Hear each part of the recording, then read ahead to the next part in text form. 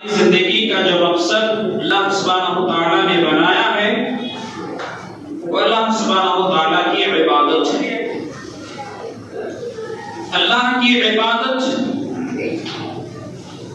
ہماری زندگی کا مقصد ہے، اور عبادتوں میں بہترین عبادت، اہم عبادت نماز ہے۔ اس نماز کو پابندی کے ساتھ ادا کرنا ہم انسانوں کے لیے، ہم مسلمانوں کے لیے لازمی اور ضروری ہے۔ بہت سارے مسلمان اس نماز کی پابندی کرتے ہیں، نماز 5 وقت کی ادا کرتے ہیں۔ بہت سارے مسلمان ایسے ہیں جو نماز کو ادا کرنا چاہتے ہیں، نماز پڑھنا چاہتے ہیں، لیکن چند وقت کی نماز پڑھتے ہیں اور چند وقت میں چھٹی کر لیتے ہیں۔ 5 میں سے کچھ اوقات پڑھتے ہیں اور کچھ چھوڑ دیتے ہیں۔ اللہ سبحانہ و تعالیٰ کو یہ مقصود نہیں ہے۔ اللہ سبحانہ و تعالیٰ کو مقصود یہ ہے کہ جو 5 ٹائم کی نماز اللہ سبحانہ و تعالیٰ نے ہم پر فرض کی ہے، 5 ٹائم کی نماز ہم پورے طریقے سے ادا کریں۔ یہ اللہ سبحانہ و تعالیٰ کا مقصود ہے۔ ہم اگر اپنے یہ فیصلہ کر لیں کہ نہیں، ہمیں 5 وقت نہیں 4 وقت کی ادا کرنی ہے، 3 وقت کی ادا کرنی ہے، یا 1 وقت کی ادا کرنی ہے، یا پھر جمع ہی ادا کرنی ہے، تو یہ ہمارا فیصلہ ہوگا، یہ ہمارا عمل ہوگا، اور ایک ایسا عمل ہوگا کہ اللہ سبحانہ و تعالیٰ ہمارا یہ عمل کل قیامت کے دن ہمیں دے مارے گا، اور یہ عمل ہمیں کوئی کام نہیں آئے گا۔ یہ عمل ہمیں کل قیامت کے دن نجات نہیں دلا سکتا، بلکہ وہ عمل نجات دلائے گا جو عمل اللہ سبحانہ و تعالیٰ کے حکم کے مطابق ہوگا، جو عمل رسول اللہ صلی اللہ علیہ وسلم کے بتائے ہوئے طریقے پر ہوگا، جو عمل آپ کی سنت پر ہوگا، وہ عمل کل قیامت کے دن ہمارے لیے نجات کا ذریعہ بنے گا۔ اس لیے ہمیں اپنے طے فیصلہ نہیں کرنا ہے کہ ہمیں کتنی نمازیں پڑھنی ہے، ہمیں کتاب و سنت کو کھنگالنا ہے، ہمیں دیکھنا ہے کہ اللہ سبحانہ و تعالیٰ نے ہمیں کتنی نمازیں ادا کرنے کی حکم دیا ہے۔ 5 ٹائم کی نماز ہے، 5 وقت کی نماز ہے جو ہمیں ادا کرنی ہے۔ عام طور پر 4 وقت کی ادا ہو جاتی ہے، لیکن ایک وقت ایسا ہے جس وقت کی نماز ہم ادا نہیں کر پاتے، ہم سے کوتاہی ہو جاتی ہے، ہم سے وہ نماز چھوٹ جاتی ہے۔ اگر ہم ادا بھی کرتے ہیں لیکن جماعت سے نہیں کرتے، اس کی پابندی نہیں کرتے، اس کا اہتمام نہیں کرتے، وہ ایک ایسی نماز ہے جس نماز کے بارے میں اللہ کے رسول صلی اللہ علیہ وسلم نے بیان فرمایا کہ وہ نماز منافقین پر بھاری پڑتی ہے، وہ نماز سستی اور کاہل لوگوں پر بھاری پڑتی ہے، وہ ادا کرنا مشکل سمجھتے ہیں، نہیں ادا کر پاتے۔ وہ نماز کیا ہے؟ عشاء کی نماز ہے۔ وہ نماز کیا ہے؟ فجر کی نماز ہے۔ یہ 2 نمازیں ایسی ہیں جو نماز ادا کرنے والے تو کر لیتے ہیں، لیکن جن کے اندر کھوٹ ہوتا ہے، جن کے اندر منافقت ہوتی ہے، جن کے اندر نفاق ہوتا ہے، جن کے اندر سستی اور کاہلی ہوتی ہے، جن کے اندر نماز کی محبت نہیں ہوتی ہے، وہ ان 2 نمازوں میں سستی کرتے ہیں۔ ان 2 میں سے ایک کو تو کسی طریقے سے کچھ لوگ ادا کر لیتے ہیں، لیکن وہ فجر کی جو نماز ہے وہ بہت سارے لوگ اسے چھوڑ دیتے ہیں۔ اب کہیں گے کہ نہیں، ہم تو چھوڑتے نہیں ہیں، ہم تو جب اٹھتے ہیں نماز ادا کر لیتے ہیں، ہم تو پڑھ ہی لیتے ہیں، ہم سے وہ نماز نہیں چھوٹتی ہے۔ تو آئیے دیکھتے ہیں اللہ کے رسول صلی اللہ علیہ وسلم کی حدیث کہ وہ نماز جو ہم پڑھ لیتے ہیں، اکیلے میں پڑھ لیتے ہیں، سورج نکلنے کے بعد پڑھ لیتے ہیں، یا کبھی اور پڑھ لیتے ہیں، بعد میں ظہر کے بعد ادا کر لیتے ہیں، اس طریقے سے اگر ہماری نماز ادا ہوتی ہے یا ہم ادا کرتے ہیں تو ہمارے لیے کیا ہے؟ اور ہم اگر باجماعت مسجد میں آ کر کے فجر کے وقت نماز ادا کرتے ہیں تو ہمارے لیے کیا خوشخبری اور کیا بشارت ہے۔ ابو داؤد کی جو روایت بیان کی گئی وہ روایت اسی تعلق سے ہے۔ یہ فجر کا وقت بڑا سہانا وقت ہوتا ہے، یہ فجر کی قیمت اس قدر ہے، اللہ سبحانہ و تعالیٰ نے قسم کھائی ہے، والفجر ولیال عشر، اللہ سبحانہ و تعالیٰ نے فجر کی قسم کھائی ہے۔ وہ فجر اس قدر اہمیت والا فجر ہے، اس قدر فضیلت والا فجر ہے، جس کے لیے اللہ سبحانہ و تعالیٰ قسم کھا کر کے بیان فرماتا ہے۔ قرآن مجید میں اللہ سبحانہ و تعالیٰ اس وقت کی قسم کھا لیتا ہے۔ ہم اور آپ ہیں کہ اس وقت بیدار ہونا مشکل سمجھتے ہیں، وہ وقت ایسا وقت ہوتا ہے کہ اس سے قبل کچھ گھڑیاں ایسی ہوتی ہیں کہ اللہ کے رسول صلی اللہ علیہ وسلم بیان فرماتے ہیں کہ اللہ سبحانہ و تعالیٰ رات کے آخری تہائی آسمان دنیا پر آتا ہے، آواز لگاتا ہے، بخشش طلب کرنے والا ہے، کوئی معافی چاہنے والا کہ اسے معاف کر دیا جائے، اسے بخش دیا جائے، ہے کوئی بیدار ہوتا ہے، اور بیدار ہونے کے بعد اپنے رب سے وہ مانگتا ہے، سوال کرتا ہے، اپنے رب سے کہتا ہے، تو اللہ سبحانہ و تعالی اسے وہ چیز عطا کر دیتا ہے۔ وہ فجر، جس فجر میں ایک 2 رکعت سنتیں ہیں، جس سنت کے بارے میں اللہ کے رسول صلی اللہ علیہ وسلم بیان فرماتے ہیں، رکعت الفجر خیر من الدنیا وما فیہا، کہ فجر سے پہلے نماز جماعت سے پہلے 2 رکعت ادا کی جاتی ہے، اس 2 رکعت کا مقام یہ ہے کہ خیر من الدنیا وما فیہا، کہ یہ 2 رکعت نماز جو ہے دنیا اور دنیا کی تمام چیزوں سے بہتر ہے۔ دنیا کتنا بہترین ہے، سندر ہے، کس قدر قیمتی ہے، لیکن اس سے زیادہ قیمتی، اس سے زیادہ بہترین چیز فجر سے پہلے 2 رکعت نماز ہے جو سنت نماز ادا کی جاتی ہے۔ اس نماز کو کس قدر ہم ترک کر دیتے ہیں اور کس قدر چھوڑ دیتے ہیں۔ نماز کی اہمیت اللہ کے رسول صلی اللہ علیہ وسلم بیان فرماتے ہیں، بشر المسائین فی الظلم الی المساجد بالنور التام یوم القیامہ، کہ وہ لوگ جو صبح فجر کی نماز کے لیے تاریک راتوں میں اندھیرے وقت میں مسجد کی طرف چل کر آتا ہے، تو انہیں بشارت سنا دو، انہیں خوشخبری دے دو، کس بات کی؟ بالنور التام یوم القیامہ، مکمل نور کی خوشخبری سنا دو کہ کل قیامت کے دن انہیں مکمل نور حاصل ہوگا، انہیں نور دیا جائے گا کہ وہ فجر کے وقت آتا ہے، اندھیرے ہوتا ہے، اس اندھیرے میں چل کر کے آتا ہے، اور کیوں؟ فجر کی نماز ادا کرنے کے لیے آتا ہے، اس لیے کل اسے روشنی ملے گی، انہیں نور دیا جائے گا جو نور اس کی نجات کا ذریعہ بنے گا۔ اس لیے فجر کی اہمیت بہت ہی زیادہ ہے۔ اللہ کے رسول صلی اللہ علیہ وسلم بیان فرماتے ہیں، من صلی البردین دخل الجنہ، کہ جس شخص نے 2 ٹھنڈی نماز ادا کر لی، 2 نماز پڑھ لی، وہ جنت میں داخل ہو گیا۔ 2 ٹھنڈی نماز عصر کی نماز ہے اور فجر کی نماز ہے، ان 2 نمازوں کو پڑھنے والا جنت میں داخلہ لے لیتا ہے۔ یہ 2 نماز ادا کرنے والے جنت میں چلے جاتے ہیں، تو فجر کی نماز پڑھنے والا اگر جنت میں جاتا ہے تو فجر کی نماز چھوڑنے والا اس کا ٹھکانہ کہاں ہوگا؟ وہ اپنا ٹھکانہ کہاں بنائے گا؟ یقیناً پڑھنے والا اگر جنت میں جائے گا تو نہ پڑھنے والا، اسے چھوڑنے والا، اس کا ٹھکانہ برا ہوگا، اس کا ٹھکانہ جہنم ہوگا۔ اس لیے وہ لوگ جو فجر کی نماز کو اہمیت نہیں دیتے ہیں، جماعت میں شریک ہونے کی کوشش نہیں کرتے ہیں، جماعت میں ادا کرنے کی کوشش نہیں کرتے ہیں، تو وہ ان احادیث کو سن کر کے اپنا جائزہ لے، اپنا محاسبہ کرے کہ ان کا عمل کہاں ہو رہا ہے اور وہ کیا کر رہے ہیں۔ اللہ کے رسول صلی اللہ علیہ وسلم بیان فرماتے ہیں، لن یلج النار، کہ وہ شخص ہرگز جہنم میں داخل نہیں ہوگا جس نے عصر کی نماز پڑھ لی، جس نے فجر کی نماز پڑھ لی، ہرگز جہنم میں داخل نہیں ہوگا۔ جب ہرگز جہنم میں داخل نہیں ہوگا فجر کی نماز ادا کرنے والا، تو نہ ادا کرنے والا ان کا ٹھکانہ کیا ہوگا؟ فجر کی نماز ادا کرنے والا کیا نیکی لے جاتا ہے، ان کے لیے کیا بشارت ہے، کیا خوشخبری ہے۔ اللہ کے رسول صلی اللہ علیہ وسلم نے نور تام، مکمل نور کی بشارت دی ہے۔ دوسری حدیث میں اللہ کے رسول صلی اللہ علیہ وسلم نے بیان فرمایا کہ من صلی الغداۃ، جس نے فجر کی نماز ادا کر لی، فجر کی نماز ادا کر لینے کے بعد اپنی جائے نماز پر بیٹھا رہا، اسی جگہ بیٹھا رہا، ذکر و اذکار کرتا رہا، یہاں تک کہ سورج طلوع ہو گیا۔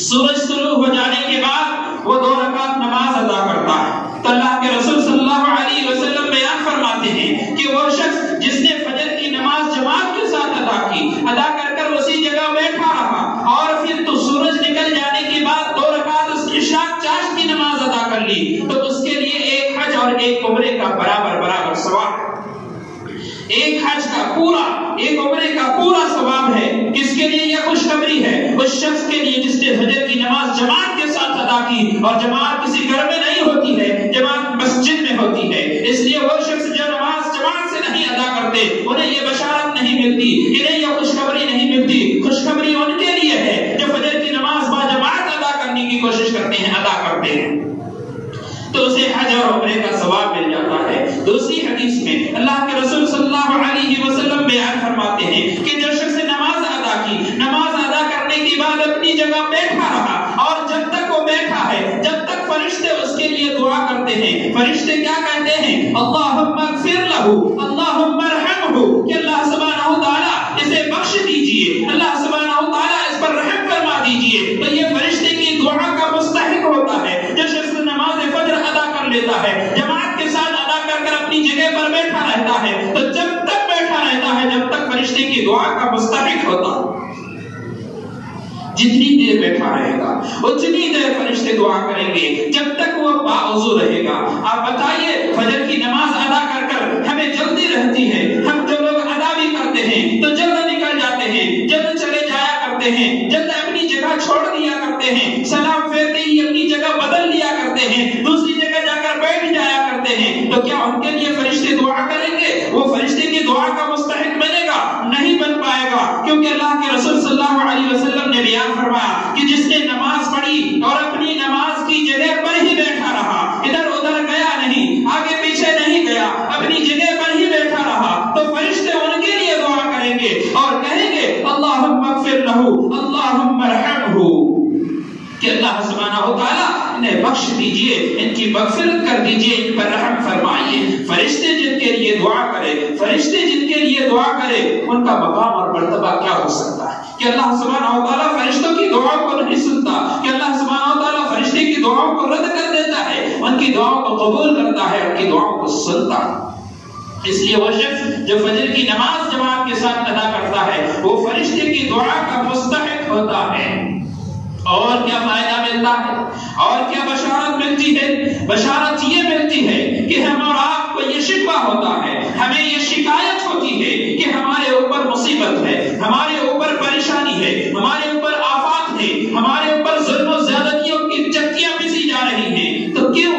اس سے بچنے کا کوئی طریقہ ہے, اس سے ہم بچ سکتے ہیں, یقیناً بچ سکتے ہیں. اللہ کے رسول صلی اللہ علیہ وسلم نے بیان فرمایا کہ من صلی الفجر, کہ جس شخص نے فجر کی نماز پڑھ لی, جس شخص نے صبح کی نماز پڑھ لی, فَهُوَ فِي ذِمَّةِ اللَّهِ, وہ اللہ کے ذمہ ہو جاتا ہے, وہ اللہ کی امان میں ہو جاتا ہے, وہ اللہ کی حفاظت میں ہو جاتا ہے. اب بتائیے جو اللہ کی حفاظت میں ہو, جو اللہ کی نگرانی میں ہو, جو اللہ کے امن میں ہو, کیا کوئی اسے تکلیف پہنچا سکتا ہے؟ کیا کوئی اسے پریشان کر سکتا ہے؟ کیا اس پر کوئی ظلم کر سکتا ہے؟ یقین جانیے جب اللہ کی حفاظت میں آپ ہو گئے تو کوئی تکلیف اور پریشانی نہیں پہنچا سکتا, کوئی پریشان نہیں کر سکتا.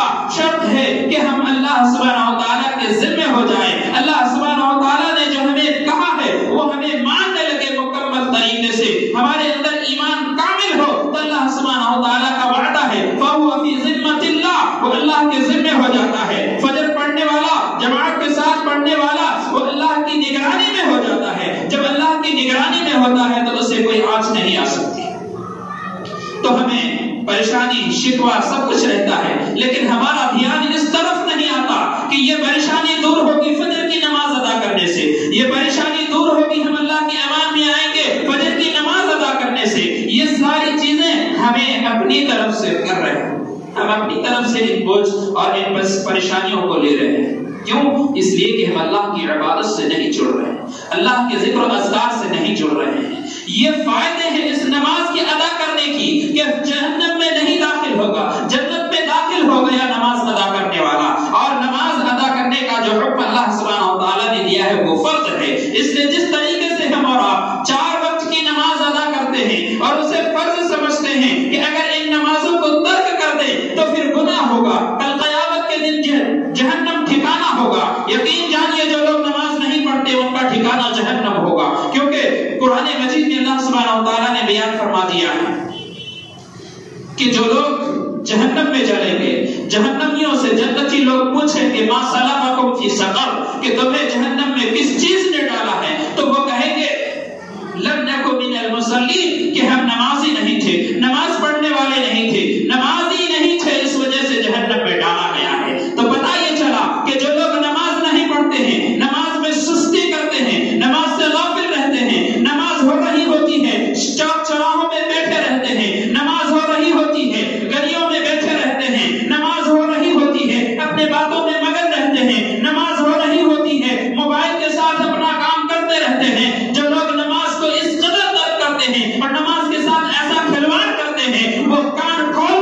لیجئے کہ یہ نماز کل قیامت کے دن آپ کو جہنم میں لے جائے گی، کہ اگر اس نماز کے ساتھ آپ کا تعلق گہرا نہ ہوا، اس نماز کے ساتھ آپ کی محبت نہ ہوئی، اس نماز کو آپ نے اہمیت نہیں دی، تو کل قیامت کے دن آپ یہی کہیں گے لم نکو من المصلین، کہ ہم نمازی نہیں تھے، اس لیے جو ہے نا جہنم میں جل رہے ہیں۔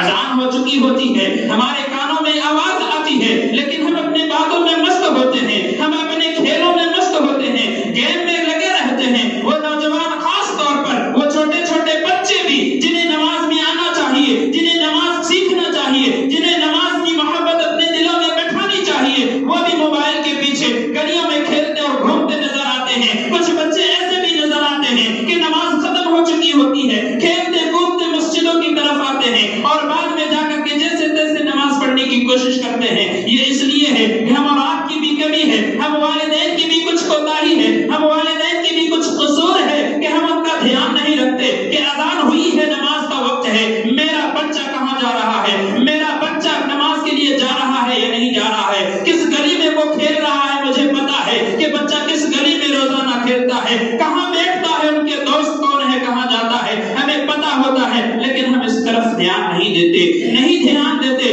اس وجہ سے جو قصور ان کا بھی ہے تو والدین کا بھی قصور ہے کہ وہ اپنے بچوں کی طرف دھیان نہیں دیتے، اپنی اولاد کی طرف دھیان نہیں دیتے کہ انہیں بھی نماز میں جانا چاہیے، اس لیے ان کا خیال رکھا جائے کہ اذان ہو گئی، نماز میں جا رہا ہے یا نہیں جا رہا۔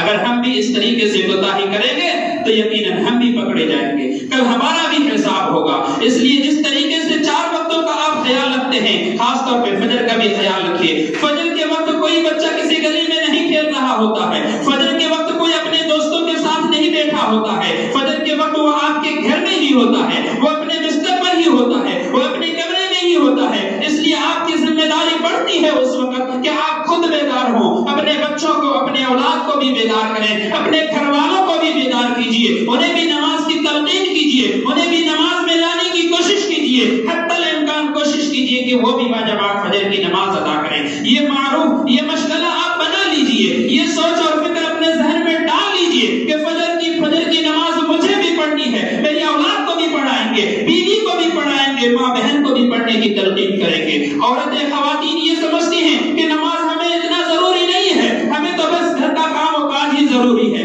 نہیں میری ماں اور بہنوں، نماز اس قدر ضروری آپ کے لیے بھی ہے جس قدر ضروری مرد کے لیے ہے، جس قدر ضروری آپ کے باپ کے لیے ہے، جس قدر ضروری آپ کے بھائی کے لیے ہے، جس قدر ضروری آپ کے شوہر کے لیے ہے، اس قدر ضروری نماز آپ کے لیے بھی ہے۔ جتنے سوالات آپ کے بھائی اور آپ کے شوہر سے ہوں گے، اتنے سوالات کل قیامت کے دن آپ سے بھی ہوں گے۔ جس قدر ٹھکانہ آپ کے شوہر کو ملے گا، اس قدر ٹھکانہ آپ کے اعمال کی وجہ سے آپ کو بھی دیا جائے گا۔ اس لیے ضروری ہے کہ آپ بھی اسلام کو سمجھیں، آپ بھی نماز کی قدر و قیمت کو سمجھیں، نماز کی پابندی کیا کریں، نماز فجر کا بڑا اہتمام کیجیے۔ آپ گھر میں رہتی ہیں تو آپ کے لیے بھی یہ بات ہے کہ آپ بذات خود نماز کے لیے فجر کے وقت اٹھیے، اپنے شوہر کو اٹھائیے، اپنے بچوں کو اٹھائیے، جگائیے، ان کو نماز کے لیے بھیجیے جس قدر ہو سکے۔ اگر آپ کا شوہر اٹھنے میں کوتاہی کرتا ہے، اگر اٹھنے میں دیر کرتا ہے، آپ کی باتوں کو انسنی کرتا ہے، تو آپ پانی لیجیے اور پانی کا چھڑکاؤ ان کی آنکھوں میں دیجیے،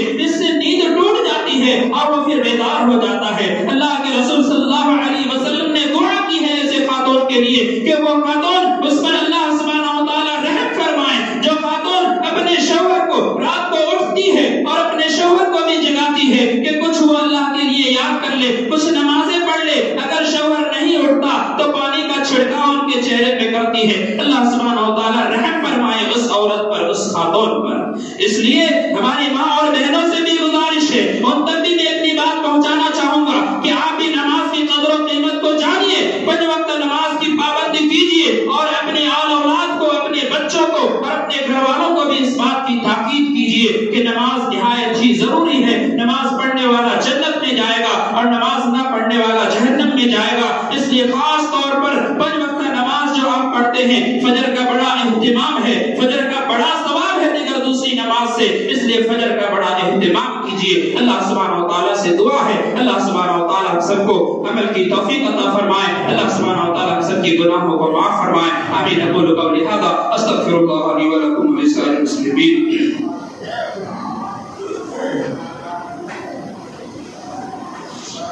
الحمدللہ وکفى وسلام علی عباده الذین اصطفى اما بعد۔ اللہ کے رسول صلی اللہ علیہ وسلم کی ایک دعا ہے اس سلسلے میں فجر کے تعلق سے، صبح کے تعلق سے، وہ بیان کر کر اپنے خطاب ختم کروں گا۔ اللہ سبحانہ وتعالی سے دعا کروں کہ اللہ سبحانہ وتعالی جو باتیں کہی گئی ہیں ان پر عمل کی توفیق عطا فرما۔ وہ دعا اللہ کے رسول صلی اللہ علیہ وسلم کی یہ ہے کہ آپ صلی اللہ علیہ وسلم نے اللہ سبحانہ وتعالی سے دعا کی، اللہم بارک لی امتی فی